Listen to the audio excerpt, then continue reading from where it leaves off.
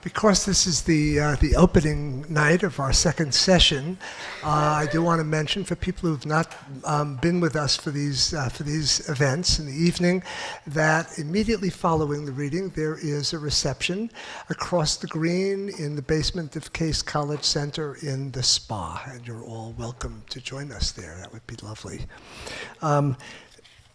This evening, Amy Hempel will read first, followed by Carolyn Fauché.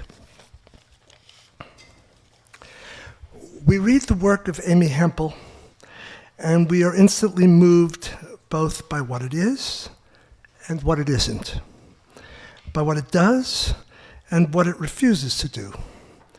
It refuses, for example, to be vivid, if by vivid we mean a quality that can only be pumped up by injecting into sentences a rhetoric consisting of highly colored phrases and onrushing, barely controlled cascades of verbiage. Amy's writing is virtuosic in its resistance to mere rhetoric and in its quiet deployment of effects that are the result of pacing, obliquity, and wit. You never feel, in reading a story by Amy Hempel, that she has withheld anything. Her writing is clearly free to move and deploy as she pleases. But what pleases her is a style utterly free of decoration. There is no system in Amy's fiction, no communicated sense that she is in thrall to a rigid principle or an aesthetic. Throughout, she proceeds with the enviable conviction that she will discover in her material what is required, so that she can be grave where gravity is wanted and light where lightness is apt. Again, no principle, no determinism, no tyranny of system. What can feel like coercion in another writer feels like instinct and the free play of writerly intelligence in Hempel. Of course, instinct in itself cannot adequately account for what goes on in a Hempel story, where you feel that there is art in the apparent artlessness. There are even what may be called, with apologies to the author, narrative strategies, though they are not of the mechanical kind that you can readily teach or master. Like the strategy entailed so often in Hempel of using comedy to express grief, or pretending to be fooling around when you're carefully making your way to some shattering discovery. But again, such so-called devices, probably certainly the wrong word for such rich deployments, have much more to do with human and writerly instinct than with techniques you can study in a masterclass. Other writers often wonder at what they call sleights of hand in Hempel, as if she were a practiced magician, and there is an unmistakable magic in the way she can make you smile or laugh when you know she's setting you up for something devastating. But the magic in Hempel has more to do with effects that are not the consequence of those devices, that often have more to do with leaving unsaid the very thing you think you're about to hear, or coming out with something that sounds about right, but a second or two later sounds utterly wrong, or challenging, or puzzling, and sometimes even irrelevant. At such moments when you find yourself wondering at how much you've been wrung out by what looks like a pretty modest assortment of narrative moves, you're more apt to think uncanny than simply effective. Hempel, in fact, is so quietly exquisite in her prose that it's hard not to think of what the artist Hogarth called the sort of proportioned serpentine line, which is the line of beauty. Again, Amy is such a deft stylist that it's always tempting to quote her and say, "See?" But really, quotation only rarely gives you what you want with a writer like this. And yet I will close with just a single line from a single story, which reads, quote, "I pushed him off me so that he could come back even closer," unquote. I'll read that again. "I pushed him off me so that he could come back even closer."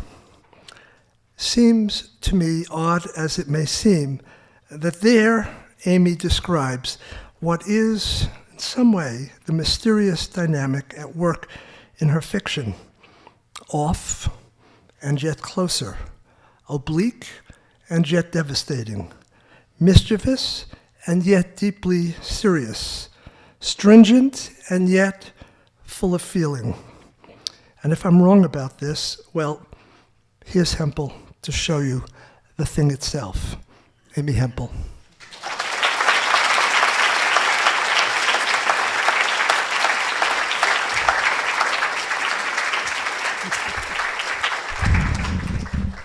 Thank you, Bob. Wow. Bob surpasses himself every time he introduces somebody. Thank you. Thanks for coming tonight. I always love being here, and to get to read with Carolyn Forche is, wow, it's major.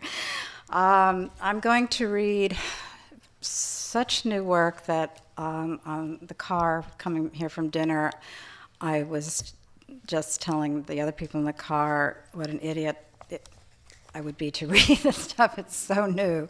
So that's what I'm doing. 2 short shorts. I love the short stories. So I'll read 2 short shorts and then a slightly longer story. The shorts, the 2 first ones, have to do with busted romance. Who doesn't enjoy that, hearing about that? And the first one, I don't know if anyone here has read a poem, I hope you have, by Jane Hirschfield called Each Happiness Ringed by Lions. But this is something like that. It's when the person you've definitively split up from campaigns for your return. 4 calls in the last half hour. The relaxed relentlessness, the air of impersonal intimacy, that sense they create of having just been with you despite not having been with you for quite a while, of resuming a rolling conversation that you have not, in fact, been having, that was broken off rather dramatically, actually, by definitive pledges by both parties. They know this, surely, but maybe they're just so lonely that they don't care, and so grandiose that they think if they don't, you won't. Either that or they're living in another dimension, a dimension you thought that you could live in too once. Just take me there. Just teach me the rules. You adore them for having 100% of something that you have only 65 of, but see that most people have even less of, which is why most people don't interest you much. If the 100% you're transfixed by will sacrifice a fraction of his endowment, and you can add a bit to yours, you'll both be at a formidable 90%, approximately equally exalted, since you'll be farther than average folks can ever dream of being. You'll be set then. The reigning couple in a private cosmos that's the best little private cosmos out there because it's yours. All yours, and the humor there is all yours, as well as the sex, the talk, the everything. But the one with 100% won't compromise, and soon the eager apprentice just gives up, haunted by images of what could have been if the master had just been flexible, which he can't be because he's the master and doesn't have to be, because he feels he has it all already and doesn't get lonely the way we do, so why trade self-sufficiency for company? But he does get a little bored sometimes, especially on chilly weekend nights, so he picks up the phone to call one he denied. He picks up the phone again.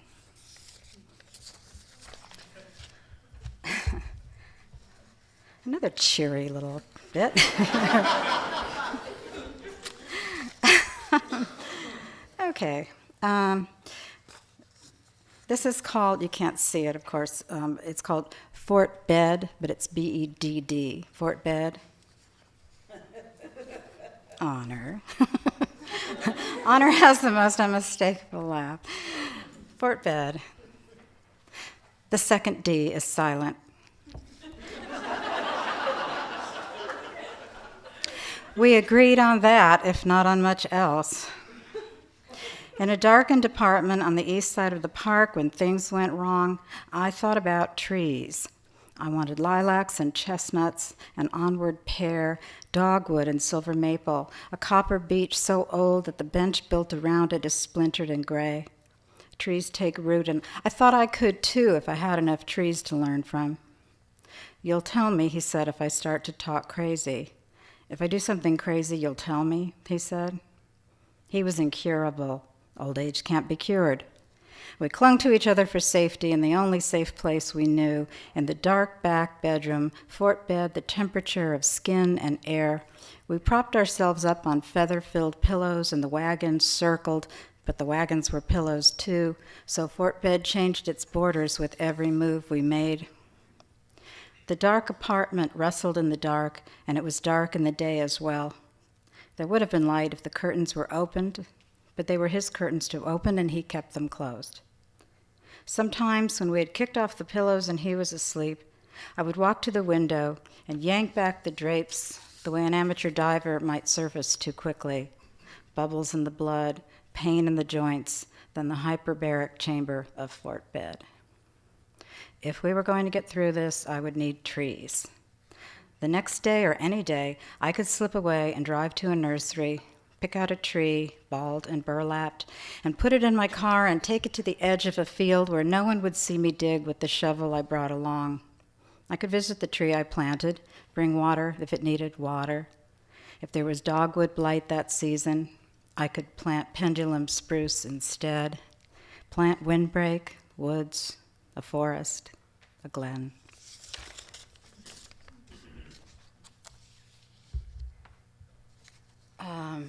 So new it has no title other than Lisbon's story, but Danzy glanced over just before I got here and said, oh, anything with Lisbon in the title is a good title. Thank you. Okay.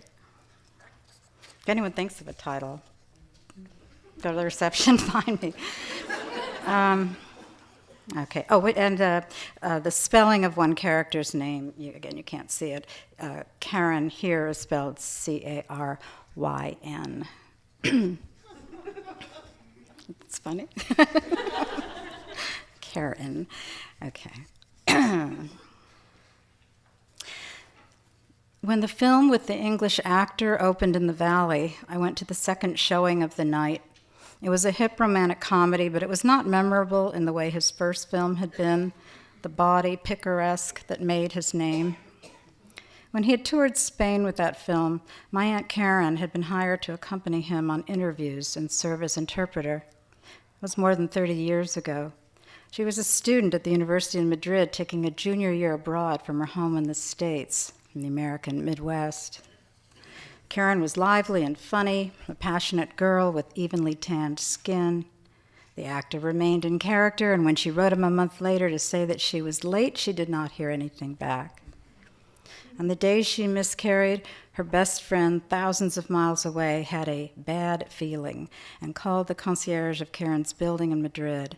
Otherwise, she would not have survived the overdose. She rallied with the help of her mother in Chicago during transatlantic talks she looked forward to each night. 1 year later, she met someone who adored her.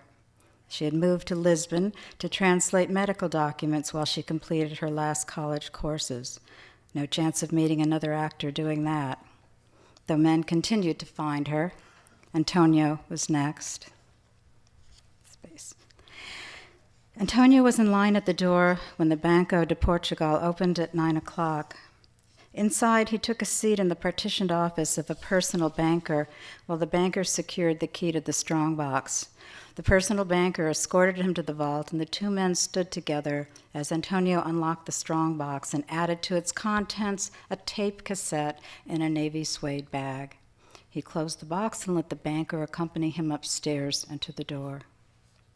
The bank was in Lisbon, and the trip in from Estoril had taken 3 hours.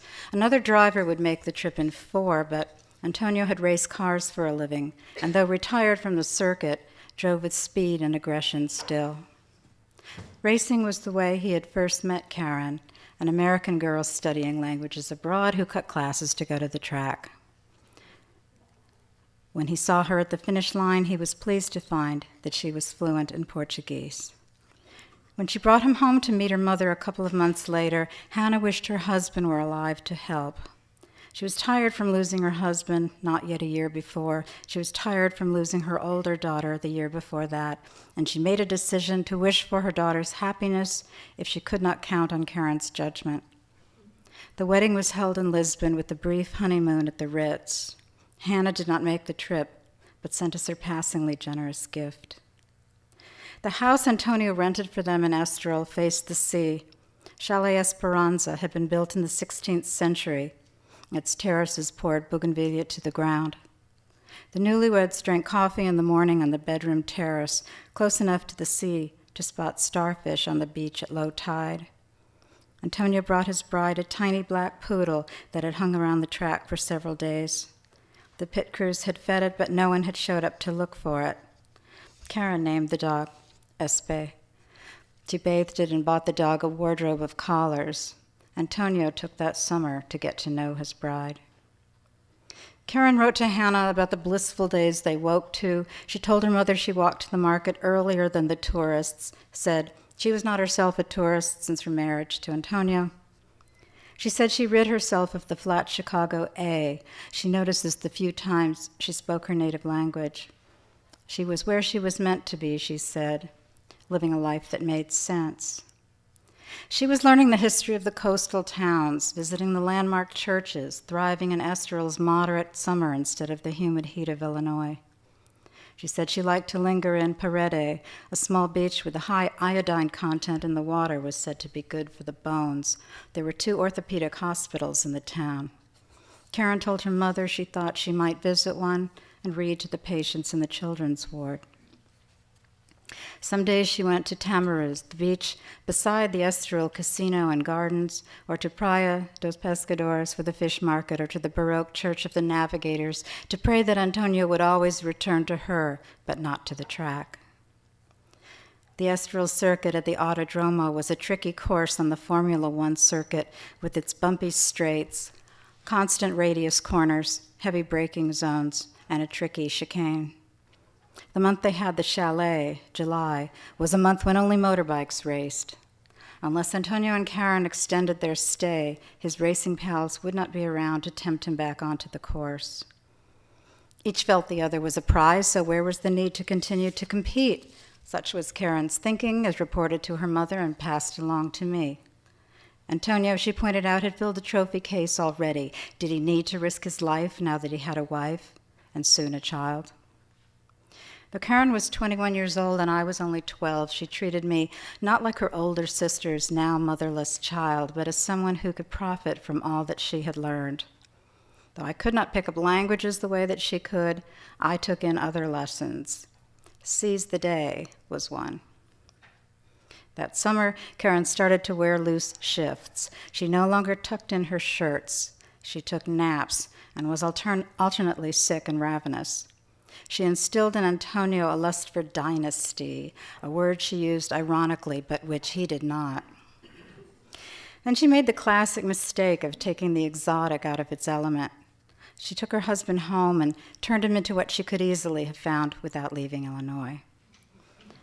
Antonio did not hold it against her, but Karen came to blame him for the same things that drew her to him first. After the month in Estoril, Karen brought Antonio home again. She wanted an American doctor. She wanted her mother's help with the baby. She wanted Antonio to take a job with the company her father had run. She wanted an American husband, after all. When their son James was born, Antonio pronounced the name Jaime. Portuguese was the language they fought in. The first 2 years of motherhood were a balm for Karen. During the pregnancy, she had stopped taking medication to lift her spirits, and she did not take it up again after the baby was born. She attributed her changes in mood to the new responsibilities, to the vigilance required to protect her child and make sure he would thrive. She talked to her mother on the phone or saw her every day. I saw her every few months when I flew in from Southern California to get away from the life that had not yet started for me. I preferred her life, the one she talked about from before the baby was born. Antonio helped with childcare when he came home from the office in the evening. Still, Karen said she needed a break from it all, and booked a flight to Lisbon on her 23rd birthday. Antonio would not have known there was a tape if the chief of police had not been an old friend who told him. It was not generally known that the police taped international calls placed within the Capitol, so that when Karen placed the call to her mother in Chicago from a room in the Lisbon Ritz on the last night of her life, the conversation was recorded by the police. The chief of police not only told Antonio this, he gave him a copy of the tape. Antonio listened to it once and then put it in his strongbox at the bank. He did not tell Hannah there was a tape of the last conversation she'd had with her daughter, or that he had listened to Karen as she made less and less sense after taking the pills, but he did tell me. Hannah and I drank coffee on her terrace on the 18th floor, close enough to Lake Michigan to smell diesel fuel from the outboard motors. Except for in the morning, she'd quit caffeine when Karen died. It fought the medication she had taken since then. But she could not lose everything at once, she maintained, and continued to drink coffee in the mornings as before. In the years since Karen died, she'd lost her view from the terrace. It had been largely blocked by the John Hancock building, which she had watched go up from her living room across from the office and residential tower. Hannah did not want to talk about Karen, but she seemed to enjoy my visits when I came back to Chicago from the coast. Though there was not any glamour in the work that I did, my grandmother asked for particulars. In an uneasy near coincidence, I edited articles for medical publications. It was a job I knew I would leave as soon as something better appeared. I'm sure that if Karen had wanted a doctor to come and pump her stomach, she would have phoned the front desk of the Ritz Hotel and told them to send one up to her room. She wanted to talk to her mother and hear her mother tell her from thousands of miles away that James was sleeping in the guest room in his crib, and that it was hard to make out what she was saying. Could she speak up? And that she would feel better when she woke up in the morning, and then ask her mother to stay on the line while she cried herself to sleep. Antonio did not let me listen to the tape. I had to take his word for what was on it when he took me aside at James's 16th birthday party and gave me the ugly gift. This morning I thought to make a tape recording of my own. I wanted to tell Karen about the party I went to in Malibu last night. The fellow who answered the door was not the host, but the English actor, the rake who played a rake in his film debut, who seduced my aunt in Madrid all those years before. He'd aged pretty well. He still had it at 60, I thought. I had wanted to play something out, to be the avenger, so I trailed him through the house, then asked if he would step outside and show me the night sky. I introduced myself as Karen and spelled out Caryn. Did I expect him to flinch? With his arm around my shoulders, he narrated what we looked up at. I would not have known if he was right about the constellations. His accent almost worked on me, but when he stopped talking and leaned in for the kiss, I ducked and said, "You can remember me as the girl you showed the new moon to." "But darling," he said, "there's a new moon every month." Still, I wanted to tell my aunt. The days of tape cassettes were pretty far back, but the equipment must be somewhere to be found. And when I was the one who found it, wouldn't I record a tape on which I told her the story? Wouldn't I mail it off to Antonio in a suitable suede bag so he could take it to the bank in Lisbon and unlock the strongbox and place it beside the tape of his wife chattering away in the vault? Thanks.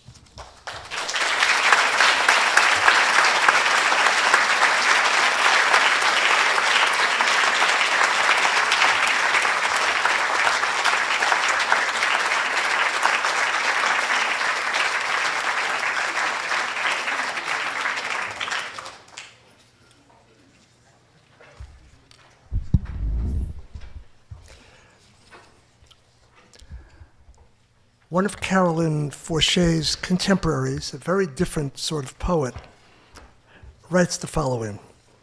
The problem boils down to this. Life has no intrinsic meaning, while art has to have it, or at least significance, or, if not significance, shape.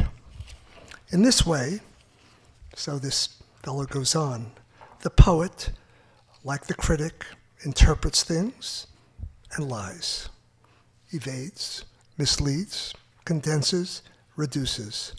Meaning lies, shape lies.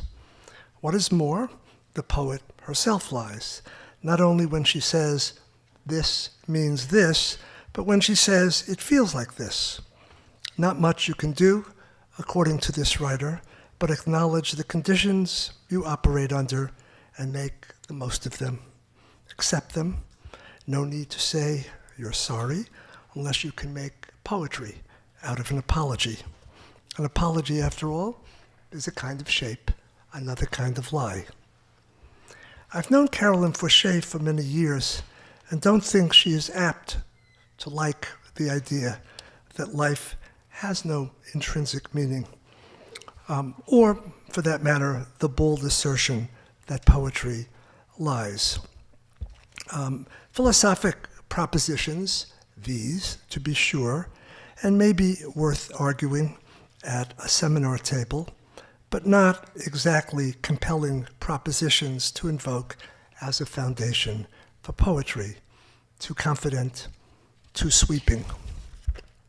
And anyway, as Carolyn herself might well say, confronted with this sort of stuff, what do you mean exactly when you say meaning? And if everything lies, then who can care, one way or the other, if the poet is declared just as guilty as anyone else? A recent book on contemporary poetry is titled Close Calls with Nonsense, and I suspect that is about what Carolyn would make of this argument about lies and meaning. But all apart from arguments and counter-arguments, there is the essential fact that the reader of poems by Carolyn Forché is gripped most immediately by their authenticity, that is, by their utter, irresistible will not to arrive at final truths, but to tell truthfully, to bear witness. Carolyn's work always conveys the authority of a person who is in search of something vital and won't pull back until she has come near, at least, to what she is after. There are, here and there in Carolyn's poems, actual objects, plots, deeds, comings and goings, sharply seen particulars.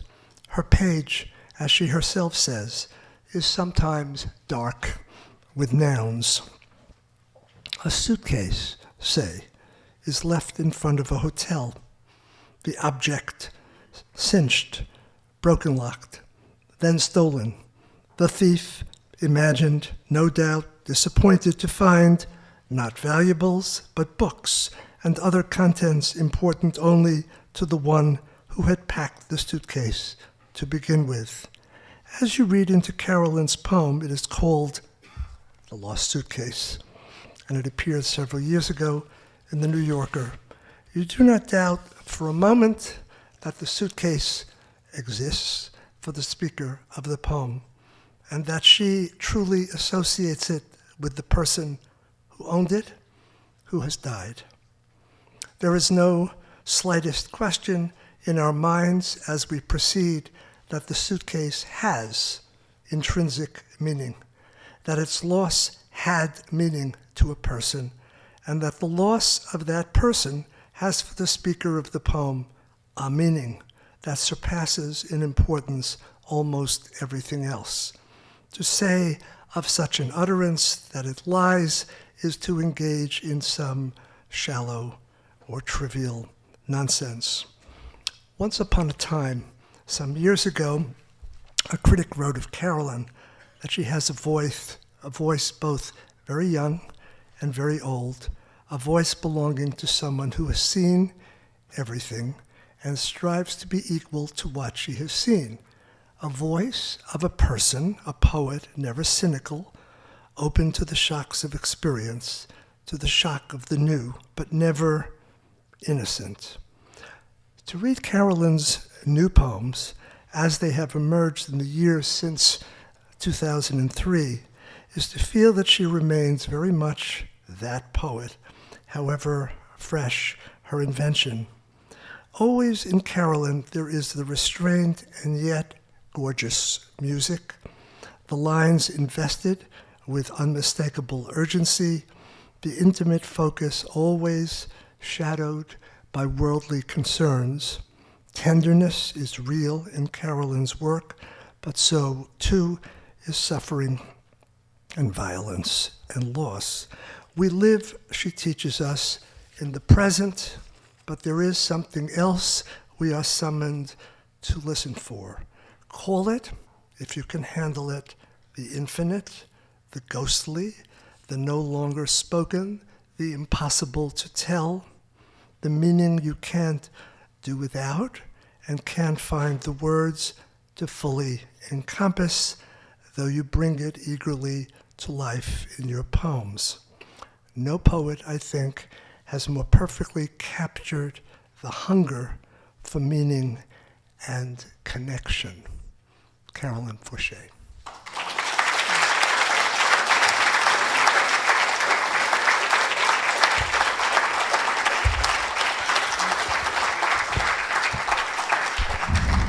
Thank you. The experience of being introduced by Robert. Thank you, Robert and Peg, for this wonderful conference. And I want to thank my colleagues and friends from Skidmore College who are here tonight for coming. I miss you all.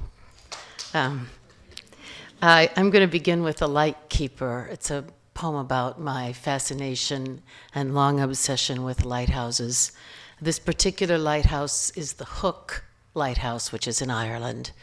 And it's very close to, across the water from, the Crook Lighthouse, also in Ireland. So one could sail by hook or by crook. And now we know where that came from.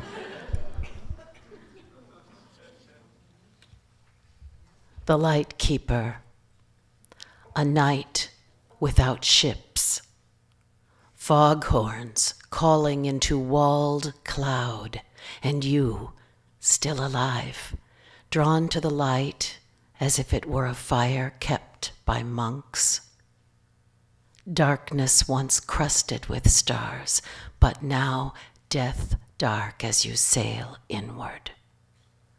Through wild gorse and sea wrack, through heather and torn wool you ran, pulling me by the hand so I might see this for once in my life.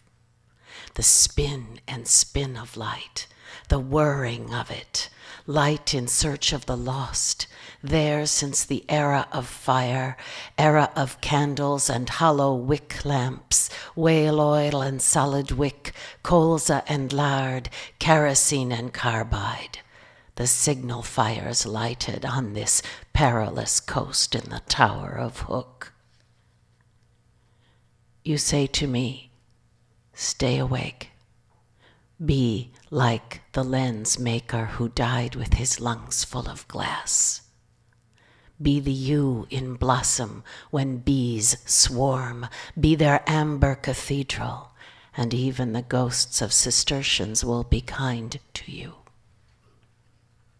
In a certain light as after rain, in pearled clouds or the water beyond, seen or sensed water, sea or lake, you would stop still and gaze out for a long time.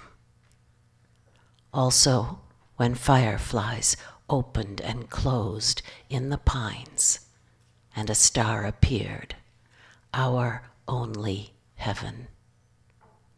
You taught me to live like this.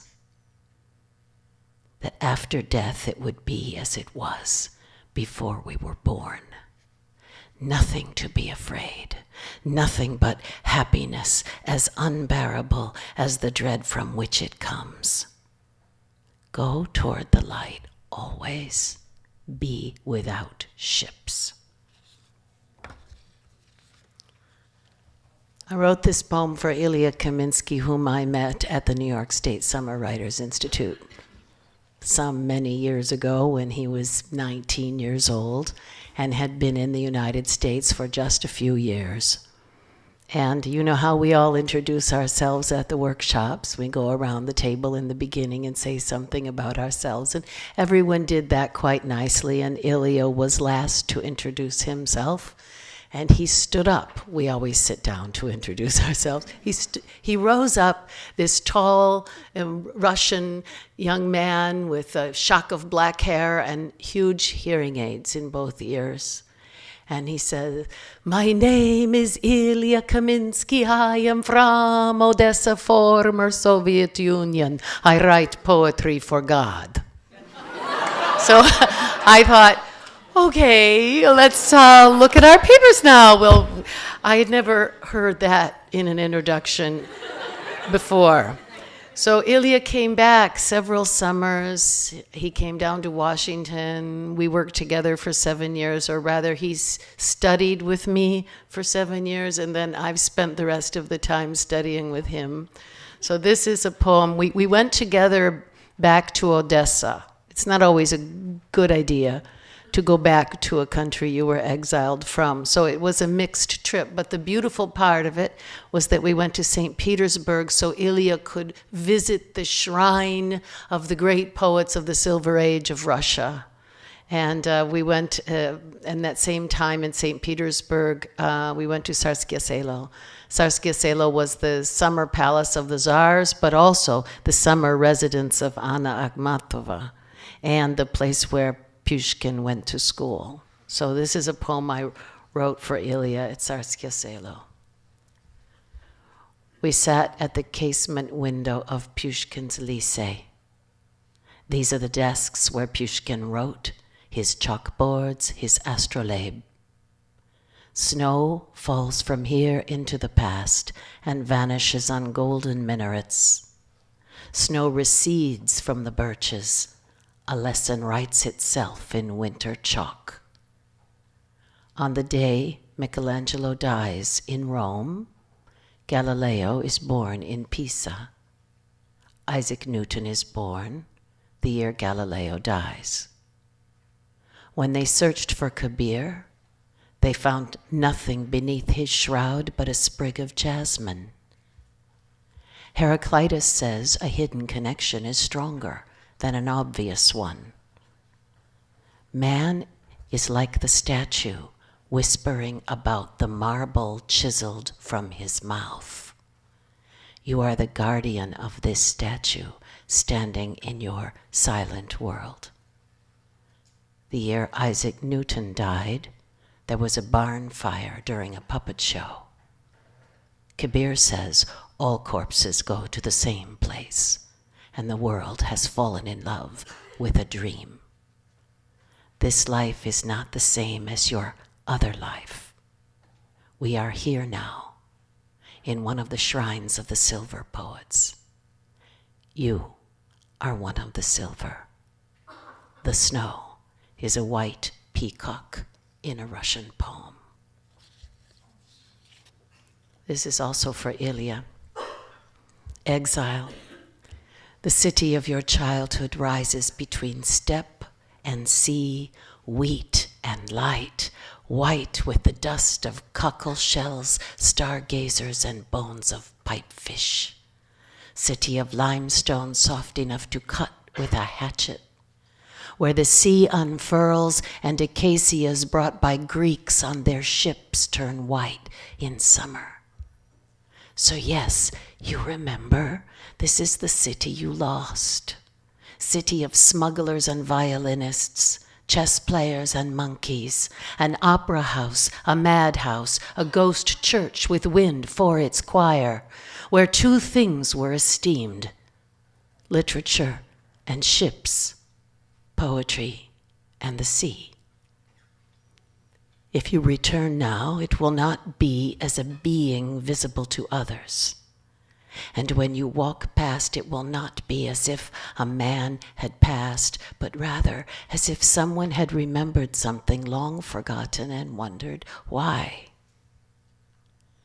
If you return, your father will be alive to prepare for you his mint cucumber soup, or give you the little sweet called bird's milk.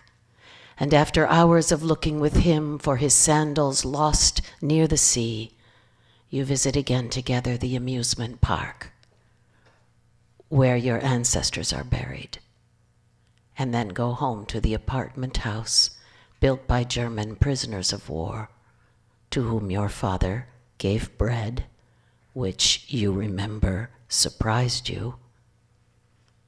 You take the tram to a stop where it is no longer possible to get off, and he walks with you until he vanishes, still holding in his own your invisible hand. This is a poem that has a list in it. It's a friend of mine who toured the world but never wanted to buy any souvenirs. He didn't like ashtrays with cities' names on them. So he would always take a little stone off the ground and bring it home and put it on a little prong on a box and label it the way they do in museums. He had a whole wall of these stones, huge, and they all had little signs like Paris, summer, 1978, below the Eiffel Tower. So I thought it was really nice, and I asked him if he minded if I made one for myself and did the same thing. He said, yes, you're fine, you should do it. Everyone should have a museum. But he said, don't take any stones at the Parthenon or places like that because those would be illegal. And so this is, and I had one of those rock collections when I was a child where you had you could lick the rock salt and you had the iron ore and all of that. And so that was also why I really loved this, the Museum of Stones. These are your stones, assembled in matchbox and tin, collected from roadside, culvert and viaduct, battlefield, threshing floor, basilica, abattoir. Stones loosened by tanks in the streets, from a city whose earliest map was drawn in ink on linen. Schoolyard stones in the hand of a corpse. Pebble from Baudelaire's We, stone of the mind within us, carried from one silence to another. Stone of cromlech and cairn, schist and shale, hornblende, agate, marble, millstones, ruins of choirs and shipyards, chalk, marl, mudstone from temples and tombs, stone from the silvery grass near the scaffold, stone from the tunnel lined with bones. Lava of a city's entombment, stones chipped from lighthouse, cell wall, scriptorium, paving stones from the hands of those who rose against the army, stones where the bells had fallen, where the bridges were blown, those that had flown through windows, weighted petitions, feldspar, rose quartz, blue schist, Nice and Chert, fragments of an abbey at dusk, sandstone toe of a Buddha, mortared at Bamyan, stone from the hill of 3 crosses and a crypt, from a chimney where storks cried like human children, stones newly fallen from stars, a stillness of stones, a heart, altar and boundary stone, marker and vessel, first cast, load and hail, bridge stones and others to pave and shut up with, stone apple, stone basil, beech berry, stone break, concretion of the body, as blind, as cold, as deaf, all earth a quarry, all life a labor, stone-faced, stone drunk with hope that this assemblage of rubble taken together would become a shrine or holy place, an ossuary, immovable and sacred like the stone that marked the path of the sun as it entered the human dawn. litany in Krakow. The yes of the living, the no of the wall, the yes of the bridge, the no of the water below the bridge, the yes of wind, no of wire, the yes of bells, the no of the bolted door, the yes of air, the no of answer, the yes of swallows, the no of stone. I had a friend and mentor and guide that I met in California in 1977. He was the nephew of the poet Claribel Alegría. His name was Leonel Gomez Vives. He was the friend who was with me the night that I met the kernel of the kernel poem. He was the friend mentioned in the poem. And he died on Thanksgiving Eve, 2009. And so I had just been with him in El Salvador. I had come home, but I flew back so that we could scatter his ashes on the volcano Wazapa, where most of the war was fought. We were friends for 30 years, and after he died, some things began rushing back for me, and I wrote a couple of poems again about El Salvador for the first time in 30 years, and I'm going to read one of them to you. It has some difficult things in it, and I had thought about this for 30 years, but it just never came to the page. It didn't want to be written until after he died. His voice is a little bit in this poem as well. It's called The Ghost of Heaven. Sleep to sleep through 30 years of night. A child, herself with child, for whom we searched, through here or there, amidst bones, still sleeved and trousered, a spine picked clean, a paint can, a skull with hair. Night to night, child walking toward me through burning maze, over the clean bones of those whose flesh was lifted by zopilotes into heaven. So that is how we ascend, in the clawed feet of fallen angels, to be assembled again in the work rooms of the clouds. She rose from where they found her, lying not far from a water urn, leaving herself behind on the ground, where they found her, holding her arms before her as if she were asleep. Blue smoke rising from corn cribs, the flap of wings, on the walls of the city streets, a plague of initials. Walking through a fire-lit river to a burning house, dead singer, sewing machine, and piece of dress. Outside a cashew tree wept, blackened cashews over lamina. Outside, paper fireflies rose to the stars. Bring penicillin if you can. Surgical tape, a whetstone, mosquito repellent, but not the aerosol kind. Especially bring a syringe for sucking phlegm, a knife, wooden sticks, a clamp, and plastic bags. You will also need a bottle of cloud for anesthesia, to sleep like the flight of a crane through colorless dreams.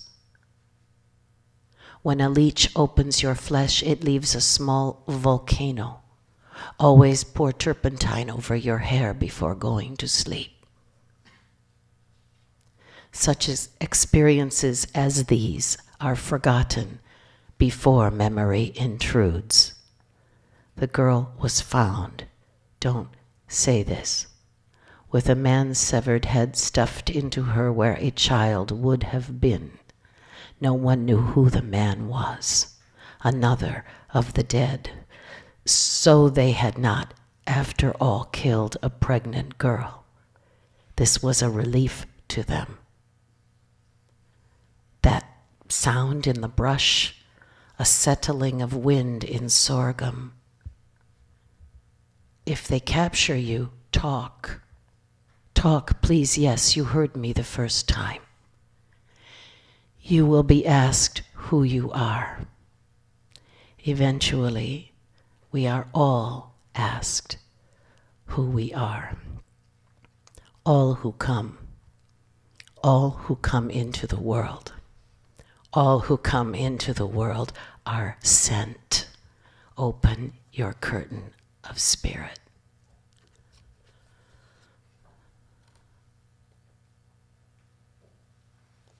In tranquility. At the Abbey, there is a pond, lily-calmed in winter, where koi brighten the dark, and in the water there a deep memory surfaces. The bones of a newborn dusted off and arranged in a box to be placed with hundreds of others after a note is made for the record. To say, may God have mercy upon us. To pray, have supper, go to bed at the say-so of a clock. And to see ever so obliquely what the other has seen.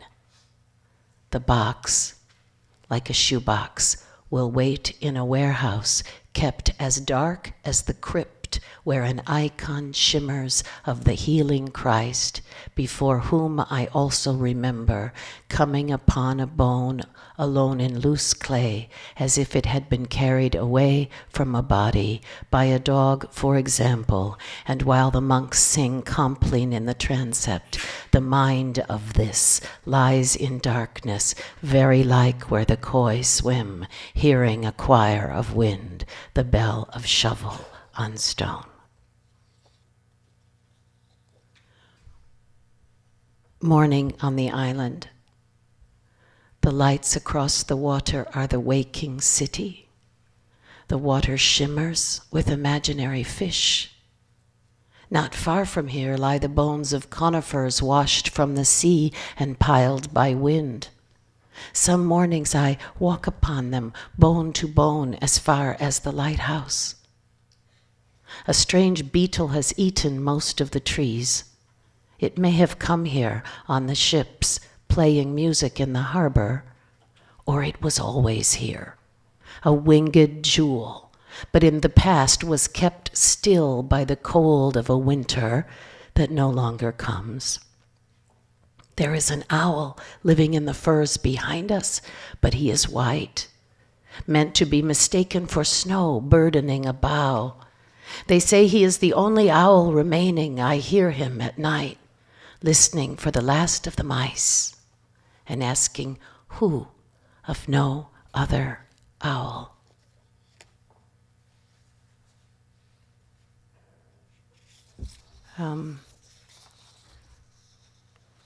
This is rumors in time of war. And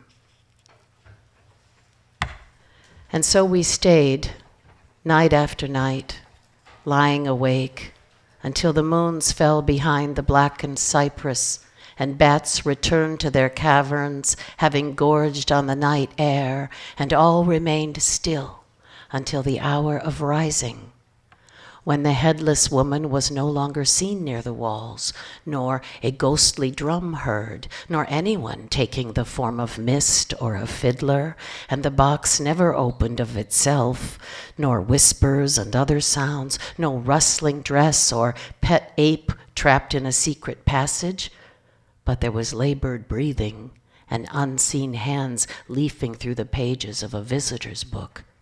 And above the ruins a girl in white lace, and 5 or more candles floating as a man begged his life to be spared, and someone saw a white dog bounding to a nearby wood, but there were no bagpipes, no smiling skull, no skeletons piled in the oubliette, and no one saw the woman carrying her own severed head, but there was, as it turned out, no yellow monkey, no blood leaking from a slit throat, but there were children standing on their own graves, and there was the distant rumble of cannon. It was as if fire were burning the sea. There was no night. Harmalapi. Harmalapi is Greek, word that means beautiful sadness. It begins with a word as small as the cry of Athena's owl, an ache in the cage of breath as when we say, can hardly breathe. In sleep, we see our name on a stone, for instance, or while walking in the rain among graves, we feel watched. Others are still coming into our lives. They come, they go out. Some speak quietly beside us on the bench near where koi swim. At night there is a light sound of wings brushing the walls. Not now is what it sounds like, or two other words. But they are the same passerines as live in the stone eaves, as forage in the air toward night. To see them, one must not be looking. Sanctuary. Light peeled bell-like through the canopy long ago, or seems so. Then the ghost of a deer and crows flapping through smoke. She made a poultice for me of herbs and mud to suck the poison from the boil, and then she went into a mahogany coffin, as there were then. Morning's horses cantered through ground fog, having broken loose. So I would go out for them, bridles in hand, with no one awake. The closer I came to them, the further they moved away. Following them through the clouds is a journey I would make again. I'm going to close with a brand new poem. And for the past 4 years, I've spent a month of every summer in Greece. And the last 3 years, it was the island of Erythassos in the northern Aegean. And there's a little mountain town there called Theologos. And one of the most ancient of poets, Archilokos, spent time there. So Archilokos makes a cameo appearance in the poem. On the island of Theologos. For a 3rd year, we are living on Erythassos, island of marble and pines. Marble, the quietest of stones. Pines, the first tree after a fire. This is an island of exiles, and therefore pure. Its sea flocked with boats in day hours. In the swells, Avantula rises and falls, a boat alive and awake. In a clear dawn, the islands of Samothraki, Limnos, and Lesvos are visible. Later in the morning, there is too much light. You may catch birds in nets, the first poet wrote, but you cannot in nets catch their song. These fragments of Archilokos were found on a slip of paper used to wrap a mummy. He lived here, it was said, on an island that lies in the sea like the backbone of an ass, making the first I ams. He wrote sparks in wheat, and it seems from accounts he fought and fornicated mostly. Later in the day, Kyrios Stamatis takes the boat to think with him on open sea, setting nets. Mount Athos is in the distance. Sea wind fills the olives. A ship crosses along the seam of air and sea. Hillocks and canyons of cloud. Clouds light-strewn, castle-walled, shore and cirrus. An island of dry rock where blossoms a tree.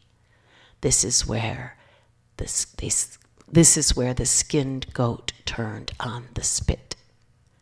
This is where we knelt on walnut leaves in the town of heaven. Thank you.